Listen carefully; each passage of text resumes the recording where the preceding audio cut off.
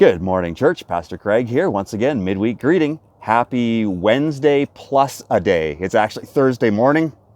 Sun is shining. Beautiful morning. I figured this is a good day to shoot a video outside. I actually had the video recorded yesterday, and 4 people saw the video that I'd uploaded, but I woke up this morning and realized, oh, I forgot some important things that I was going to mention in my midweek greeting. So consider this take 2. And for those that saw the video that was recorded yesterday on YouTube, I guess you get the limited edition copy. But I want to just reflect on a couple things this morning. Have you noticed how the weather changes how we feel about things? I mean, look at this day. Sun is shining. I'm sitting outside, not even wearing a jacket. This is amazing. This is a good day. But would it still be a good day if it was cloudy, or raining, or snowing, or minus 30 and blizzarding outside?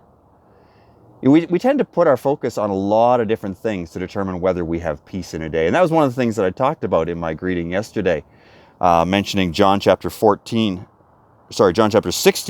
where we read, Jesus says these words, "I have told you these things in order that you may have peace. In this world you will have troubles, but take heart. I have overcome the world." You know, if we put our focus on the weather or on our circumstances, or in my case, yesterday was a day where so many things came up that were unexpected that I just didn't get some things done that I'd wanted to. And it's easy to become anxious or frustrated on days like that. It's easy to become frustrated and discouraged when the days don't go as we plan. But you see, the thing is, we've put our own expectations on what needs to happen. We've put our expectations on what are the conditions of living in peace for that day. But Jesus is the one who's overcome the world. He's the one who's overcome all of our trials and tribulations, as some translations put it. He's the one who is with us. And he's the one who says, take heart. Be encouraged. Live at peace, for I have overcome the world. If you've been following along on the lead up to Easter video series that I introduced last week in the midweek greetings, you will have watched week 1 of the series entitled Easter by J.D. Greer. And it talks about something very similar to that, about how we all put our expectations on God. We all have our ways in which we turn our eyes off of truly focusing on Him and onto expectations that we have. In a way, it's almost like we betray Jesus. Rather than focusing on Him and His sacrifice and what He's done for us, we focus on the things that we feel need to happen or that we expect He's going to do. If you haven't seen that yet, I'd encourage you to get on Right Now Media and take a look at that. It's a 5-week series leading up to Easter, and I want to invite us to journey together through that. But as we reflect on this today, the question I would have is, what are you focusing your eyes on today? What will determine whether today's a day you live at peace or whether you live in what seems like tribulation? If you're going to focus just on the circumstances, you're probably going to be let down. If you're putting your own expectations on how God should work in circumstances, it may not work out the way that you're wanting. But if we focus our eyes on Jesus, He is the one who truly says, I have come to give you peace. May we live in God's peace today, no matter what the day holds. I do want to mention a couple of announcements of things that are coming up here at church for our local church family. First of all, I do want to mention that this Sunday we will be having communion as part of the service, so make sure you have communion elements ready if you'll be taking part in the worship service online. If you'll be taking part in person, we will have the prepared elements available for those that are in the building and able to worship in that way.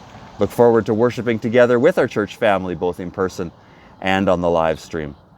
Also, a reminder that the junior high Bible study starts up this Friday. And if you want more information about that, you can contact the church office or contact Stacy, and she can give you the details about that. Excited that we're starting up another Bible study.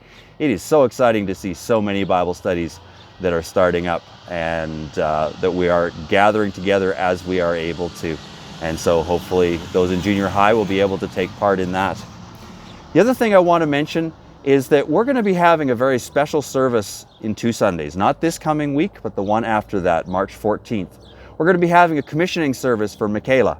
Michaela is our Seamless Link ministry partner, and some of you will know her by a different name, but Michaela is how we refer to her, and because of the creative access nature of the ministry that she's involved in. This would have been her last Sunday. The March 14th would have been her last Sunday here. Her travel plans have changed a little bit, but we decided to go ahead with the service anyways. And so I hope you'll be able to join us and plan to join us either in person or online, as we'll have Paul Enns as our guest speaker. He serves in our district, working in the area of missions. He'll be speaking. He'll take part in the commissioning service. We'll be signing our Seamless Link agreement with Michaela. But another way that you can be involved is that we're going to be taking up a love offering for Michaela. Now, because we're not all in the building at the same time, of course, we can't do this the way we usually would.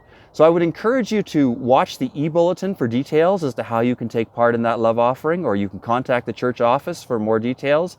But if you would like to give a gift to Michaela and bless her in this way, we want to give that opportunity and make that available. And so watch the e-bulletin for details on how you'll be able to get funds into her and where you can drop those funds off. If you want to drop off cards or gifts for her that you'd like to be delivered to her, you can do that to the church office as well. And we will get those all to her on or shortly after that Sunday, the 14th. So just plan ahead for that. In the meantime, we got one more Sunday to finish up our series on What is Our Quest? And so I hope that you'll join us, and I look forward to worshiping with you, both in person and on the live stream, as we take a look at the final Sunday in our series of What is Our Quest? And we take a look at what does it actually mean to have the two words in place in our purpose statement, intentionally becoming. And so let's gather together for worship. Let's celebrate who Jesus is and what he's doing. And let's reflect together on what these words mean as we finish up our series, taking a look at what does it truly mean to be the church that God has called us to be. Well, those are the thoughts that I want to share with you this week. I hope you have a day that's filled with God's peace, and that as you go through this day, you will truly seeking to be the church that God has called us to be. Because you are the church. I am the church. We are the church. Let's be the church God's called us to be. Have a great day, church. Look forward to worshiping with you on Sunday. We'll see you.